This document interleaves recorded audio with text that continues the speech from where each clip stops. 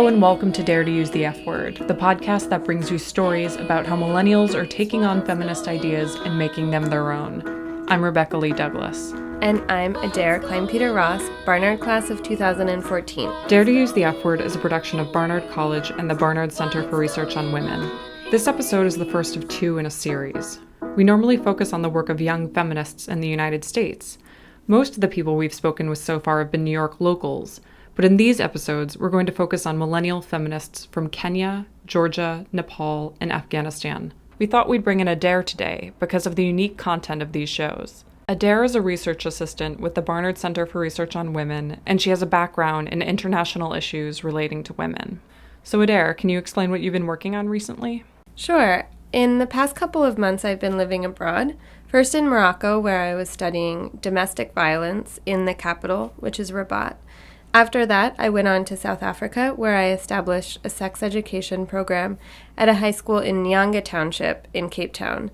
Nyanga Township has some of the highest rates of rape, not only in South Africa, but in the world. Back at Barnard, I'm a research consultant with a UN Development Project team based in Bangkok, where we're looking at the experience of being LGBT in various countries in East and Southeast Asia. So today we have stories of the work of three young women from around the world, Mary, Nini, and Meena.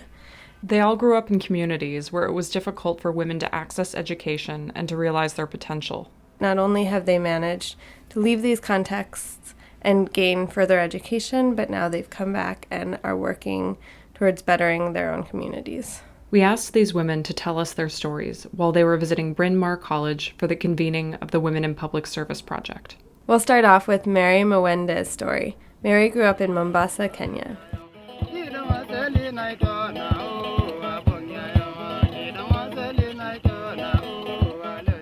My name is Mary. I'm 23 years old and I'm from Kenya. I grew up in a family of 7 children where I was the second born and the first born girl.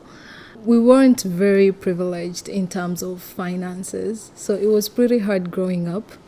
And especially, being a girl and with cultural restrictions, it's very hard to access things like education and all that. But my parents were very, very good to us. My mother did not really get through with her education. She was married off at the age of around 14. But she made sure that all her girls, and we are 4 girls in my family and 3 boys, all her children literally went to school. But it was difficult still because we had to pay and they were not very able to do that. And then after graduating from primary school, I did really well because I really had to. Because if you don't do well and if you don't have money, you really cannot access high school education. You have to work really hard so that you can maybe get a scholarship or something of that sort. Luckily enough, I got a scholarship to study in a girls' school in Kenya, Nairobi. And from there on, my life, changed. Mary was one of the few girls who were lucky enough and did well enough academically to be chosen as a member of the first class of the Starehe Girls Center, which is a boarding school that offers secondary education to financially disadvantaged girls in Kenya. So everything surrounding me was all about women and girls. And I got to interact with different girls from different backgrounds and what they had gone through, what they had struggled and survived. I had these 2 friends of mine who had undergone female genital mutilation. And I thought that was just one of the most atrocious things to ever do to a girl. So I started writing about it. I told their stories and together with some other 9 girls, we started a website. The website that Mary and her friends created is called Hey Sister, Get Clued Up. And while it's no longer an active platform, you can still visit the site to see some of the things they wrote about, including several posts about local women's personal experiences with female genital mutilation. When I was in high school, Linda Lockhart, the founder and CEO of the Global Give Back Circle, she came to Kenya in 2006 and started this mentorship program where she would match professional women who are successful in their careers with girls who need mentoring. And I was among the first girls to be chosen into the program. And she was so passionate about mentorship of girls, and she was one of my inspirations to actually start looking closely into girls' situation, especially in my country. When Lockhart went to talk about the program at the Clinton Global Initiatives event in New York, she brought Mary and 2 other Give Back girls with her. Mary met Bill Clinton there, who arranged for her and the other girls to attend the American University of Dubai through the Clinton Scholarship Program. In 2012, Mary became the first African and second female president of her college class. The girls who are back at home, they look up to people like me who have somehow made it in life as role models. So in a way, it's indirect mentorship that I think my life does. She may be an indirect mentor living by example now, but as part of the Global Give Back Circle, Mary will go on to mentor young people in her home country of Kenya. Mary just graduated from the American University of Dubai and is currently applying to graduate schools to study public policy.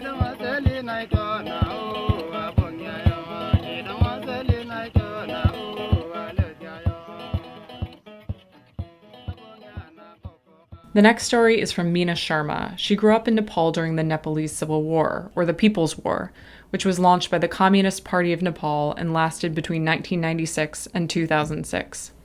My name is Meena Sharma. At the age of 13, I remember that my parents, they find a guy for my marriage. As my mother got married at the age of 7, so that was the tradition, and I was young enough to get married at the age of 13. It's all my mother's decision. She said that no, you say no because I don't want to spoil your life like mine. You have to say no and I'll be with you. And for me, I have to take very strong decision at that time, and I say, okay, I don't want to marry.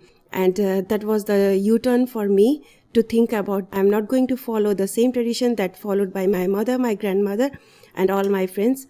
To speak, to go out from house, everything was decided by my family. So I want to break all those boundaries. I was able to get my education, though with a lot of problems, but I am working with women in our community on raise their awareness level and raise their skill and increase their participation at decision-making levels.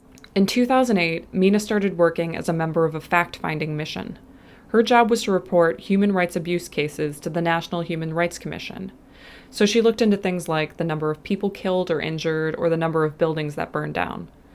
She started speaking with individuals who had been irreparably affected by the war. Many of these people had been children during the war and lived in camps created by the Maoists, or the Communist Party of Nepal. Meena refers to these camps as Maoist cantonments. It was easy for Maoists to manipulate children. At that time, Maoist was like an armed group. Children joined armed group because they were fascinated by the guns and the arms and ammunitions, the first thing. And second thing, because of lack of enough food, people joined armed group. So they used children in the form of spy, in the form of messenger, and the children used to cook food for them. So children were trained on making bombs, how to make bombs and how to use guns. So in every fight, we saw a number of children below 16 years, 18 years, taking the lead role, working as a frontline fighter. We had a lot of children killed during conflict. The United Nations mission in Nepal verified that 9,000 child soldiers were living in Maoist cantonment training camps. Many of them were girls. Meena says that the post-war situation is particularly difficult for them.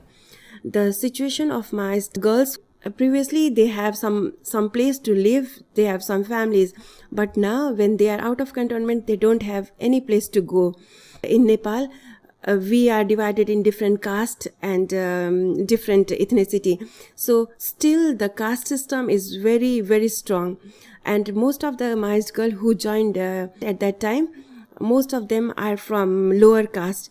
And during the war, they got married with the guy from higher caste. But now, after coming out from the cantonment, after this peace accord, now they are not accepted by their own parents because they got married to a guy from high caste. So they are not allowed to go with their mothers, and they are also not allowed to go to their in-laws family because most of the girls, they are from the lower caste. So they are nowhere. Most of them, they said that we want to commit suicide. We don't want to live with all this scare in throughout life. So life is very, very miserable, especially for young girls in our context. I have 2 children, a boy and a girl, but I am trying to teach my daughter that you are no more different than the boy in the family. I am paying special attention to my girl to grow up in a family, in a society where she can flourish as much as the boy. And I want them to live in a society where we don't have any discrimination against boy and girl, no discrimination among the classes like high caste, low caste. So I want to live in a very equitable society. Meena works for Search for Common Ground Nepal, which is an organization that helps child soldiers and other conflict-affected youth.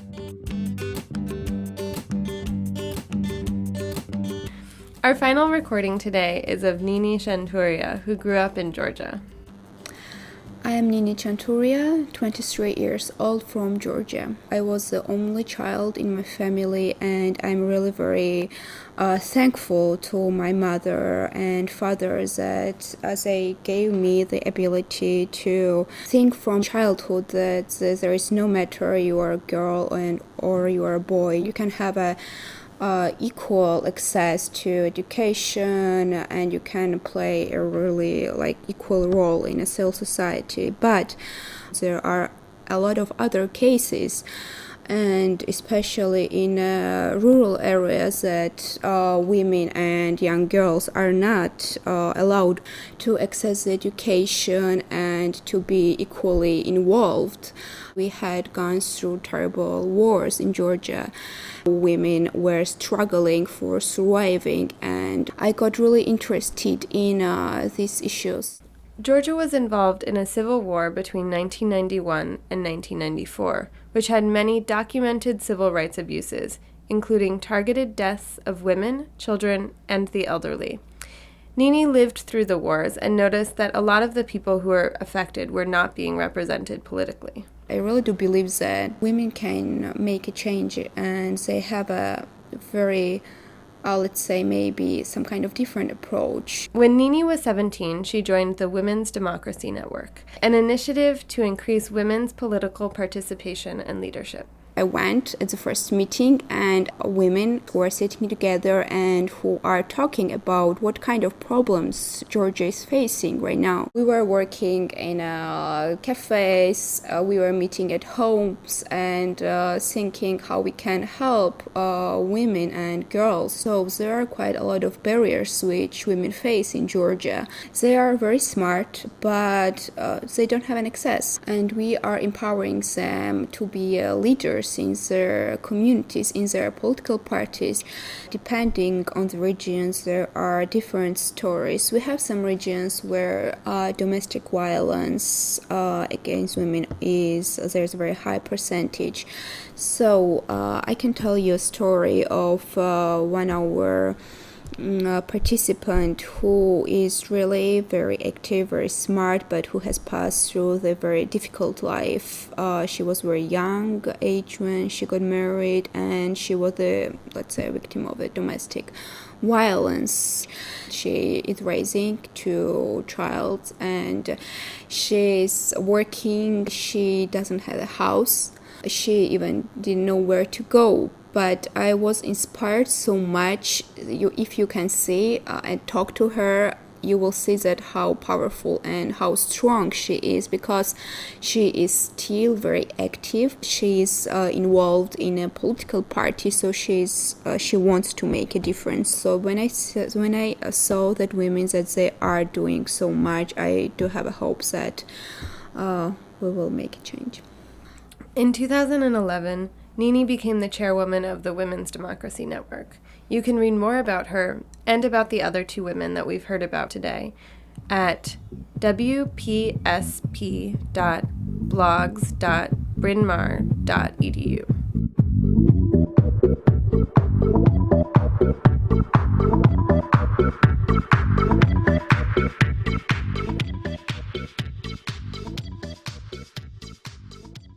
the next half of the series, we devote an entire episode to the story of a 17-year-old girl who survived her father's self-immolation, lived in an Afghan prison, was separated from her home and her family, and is now working to improve the lives of women and children in Afghanistan. It's really hard in Afghanistan to make changes if you don't have power. I want to be in parliament in Afghanistan and fight for human and women's rights. Thank you to Rodney Matthews with Bryn Mawr and Jessica Burns with the Women in Public Service Project. Thanks to our guests, Mary Mwende, Meena Sharma, and Nini Chanturia. And a special thanks to Sarah Dooley, who composed our theme, and to my co-host, Adair Klein-Peter-Ross. Check out the website for the Barnard Center for Research on Women at bcrw.barnard.edu and send your questions, comments, and ideas for future shows to bcrw@barnard.edu. That's all we have for today, but Adair would like to leave you with a dare. Use the F word. That's perfect. Okay.